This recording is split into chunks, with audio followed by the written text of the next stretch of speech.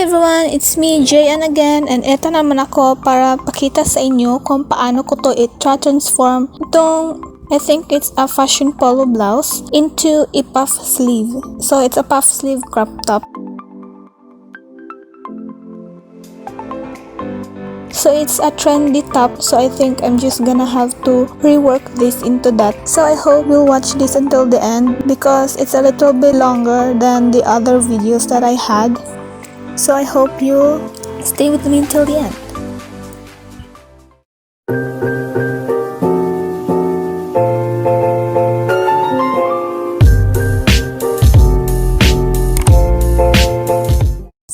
So the first thing we're gonna do is we're gonna cut the sleeves. So both the sleeve, guys.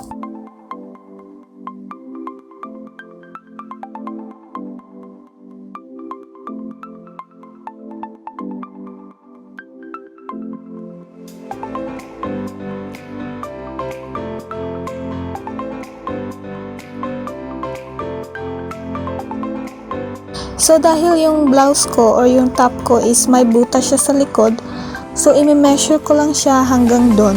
So kita niyo may butas siya, so di makita dito. Pero may butas siya sa likod, kaya doon ko na lang siya i-measure. So yung measurement dito is 13 inches.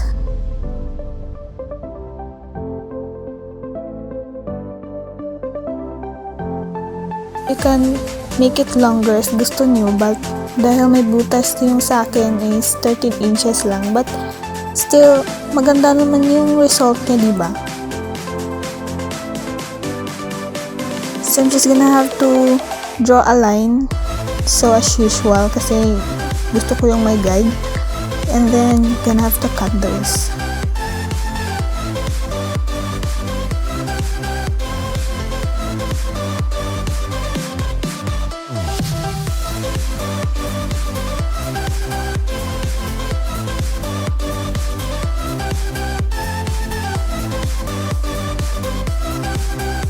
So this is the result, guys. So the next thing we're gonna do is we're gonna measure 13 centimeters from the middle of the button.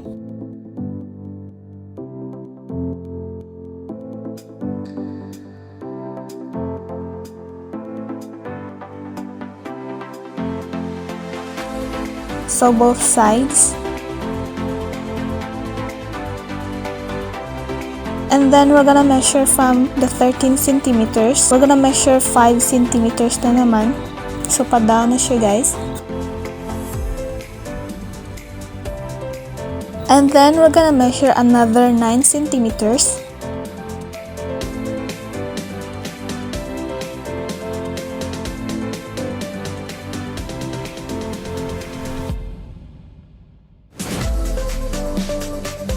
So do it both sides.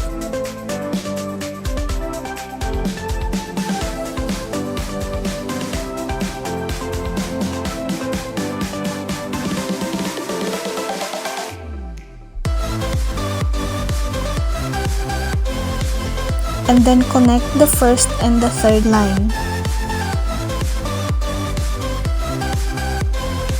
And now we're gonna draw a line from the third line down.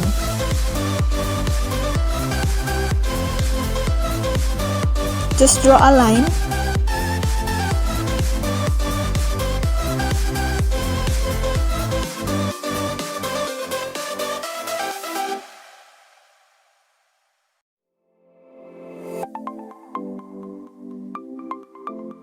So ito yung close-up ng mga lines ko kasi di nyo makita sa camera ko kung malayo. So be sure to follow the lines.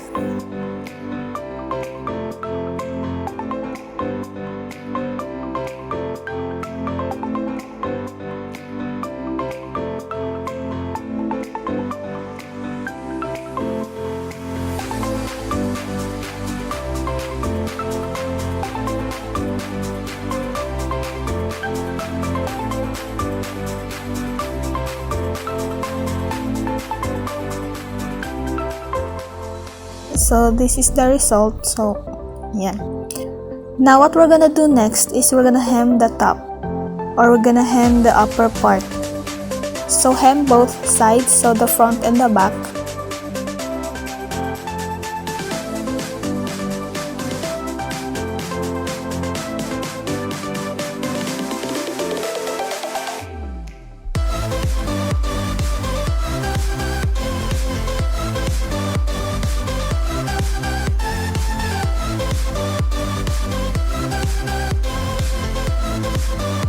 So ito yung back guys, and ito naman yung front.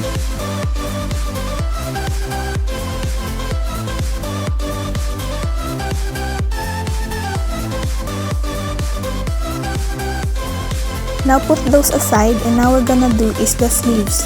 So dahil puff sleeves yung gagawin natin, so first I'm gonna cut the rough edges dito guys, yung sa upper part ng sleeves. So cut lang natin to siya.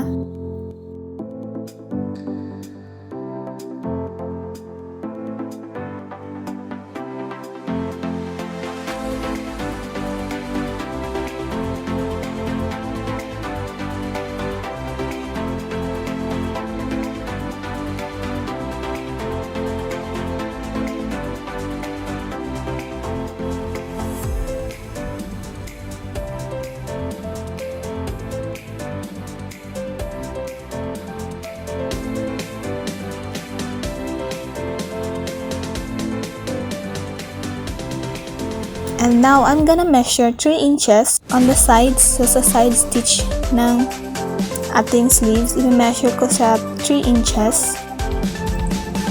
So make it maybe 4 or 5 inches guys, kasi na-short ako dito.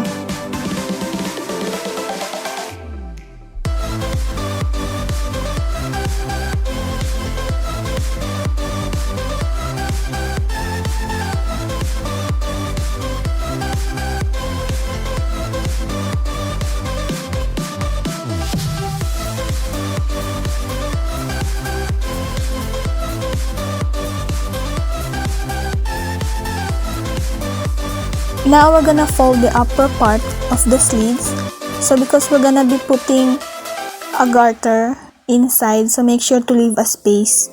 So just stitch the side guys, don't close all the ends kasi doon natin ipapasok yung garter natin. So ito yung end niya. Now measure your garter 16 centimeters. Then, kuha kayo ng safety pin, ilagay niyo siya sa end niya.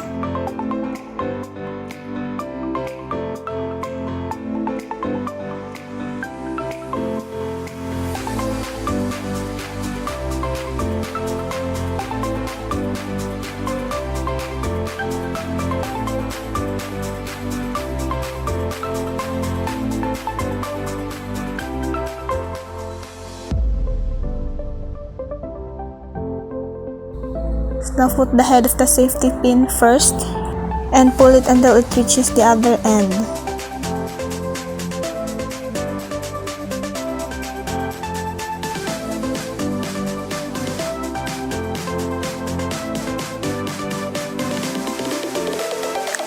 So now you're gonna have to stitch each end of the garter. So make sure to stitch the garter on each side. Now do that also on the other sleeves. Now get the top and we're gonna attach the sleeves.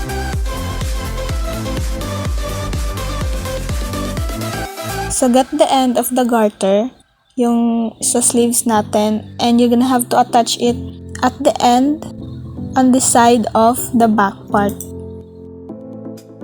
Parang challenging to sa akin kasi di ko talaga ako marunong mag-explain ng mga ganito. So just follow what I do on the video guys. So you're gonna have to connect all the sides on the sleeves. Parang ganun.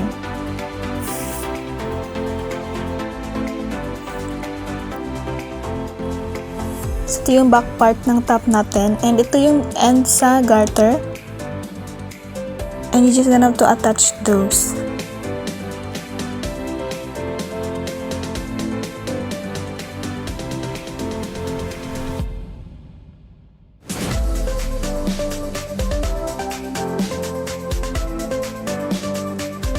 medyo short yung pagka-cut ko ng 3 inches. So I cut it into 5.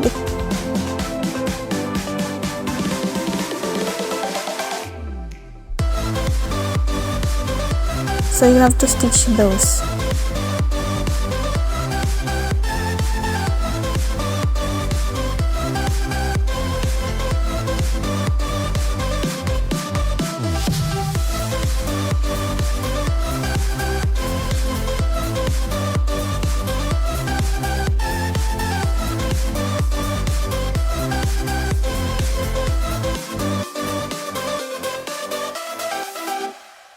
So cut those kasi na-short ako dyan. Maybe I did more like 5 inches na dito.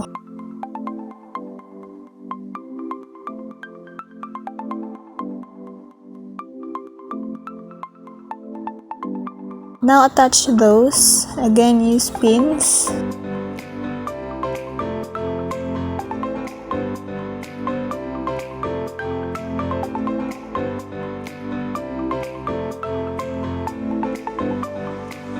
And then stitch those, guys. So this is the result. So pag stitch, I use a straight line lang dito, guys. You can use zigzag if you want. Now we're gonna attach the front part of our top. So like what we did on the back, you're just gonna have to attach the end of the garter in the end na naman sa side natin dito sa front.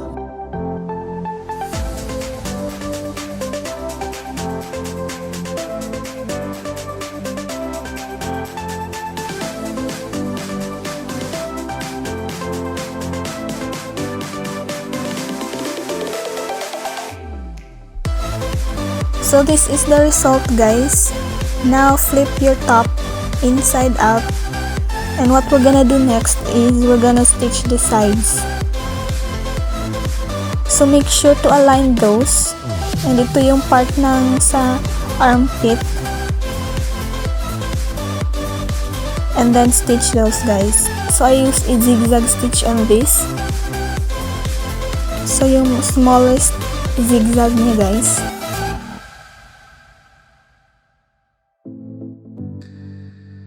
So this is what it will look like.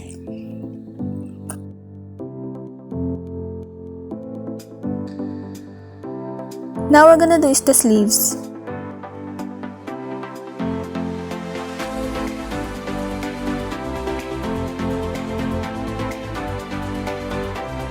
So I'm just gonna cut this first.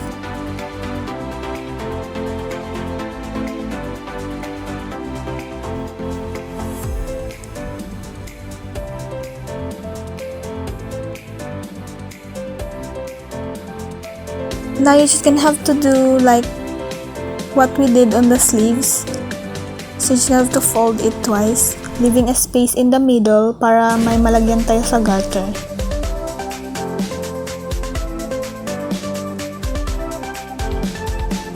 Don't forget to leave an opening, guys.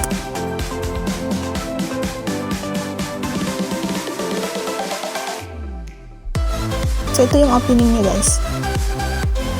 Now you're just gonna have to measure your wrist. So kasi medyo payat ako, so you just have to measure yours. And then you're gonna put a safety pin in the end. So the safety pin's head, ilagay nyo naman siya sa opening. So siya yung gagamitin natin. Siya yung ilalagay natin first sa loob. Push it until it reaches the other end.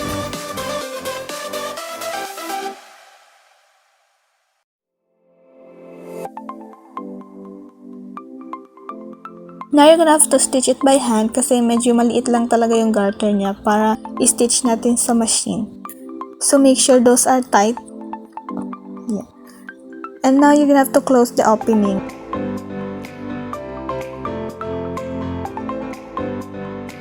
Now because I want my top to hug my body, so I'm gonna stitch some fabric out. First is you're gonna have to fold the front.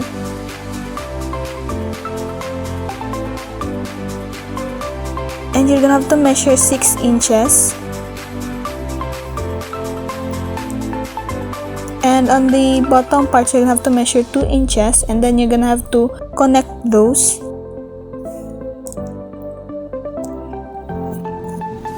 So use a pin just to make sure that those are aligned. And on the other part na naman sa front natin, do the same. So 6 inches and then 2 inches. So this is what it will look like, guys. May curve na siya medyo. And you're gonna have to stitch those.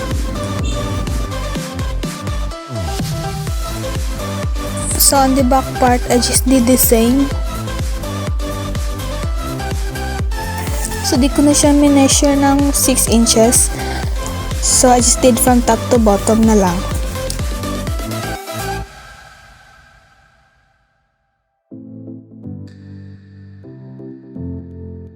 So I measured a half inch. I draw a line and then you're gonna have to stitch it there.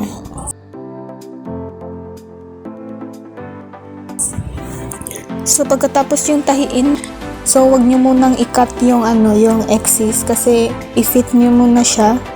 Medyo tight yung breast kasi yun yung nangyari sa akin.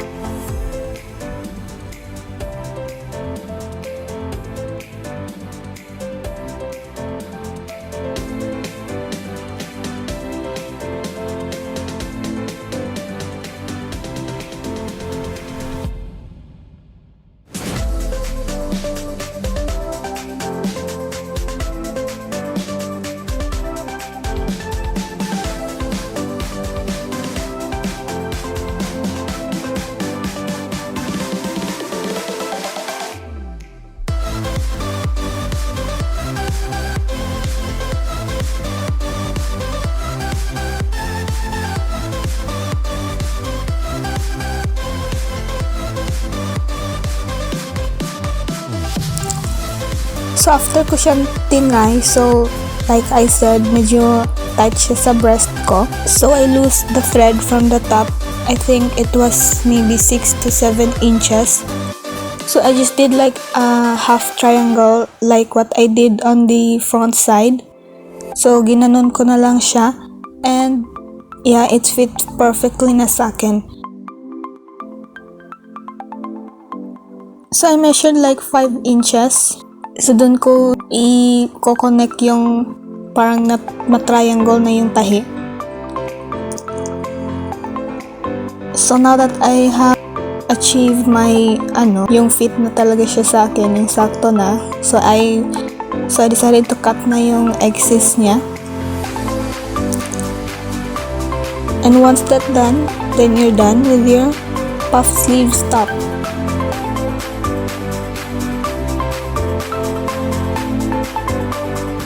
So this is the result, guys. So medyo complicated talaga tong pag-explain ko dito, but I will do another na lang. So I hope you enjoy watching this video, guys. And don't forget to click that like button, subscribe to my channel, and ring that bell for more upcoming DIY videos.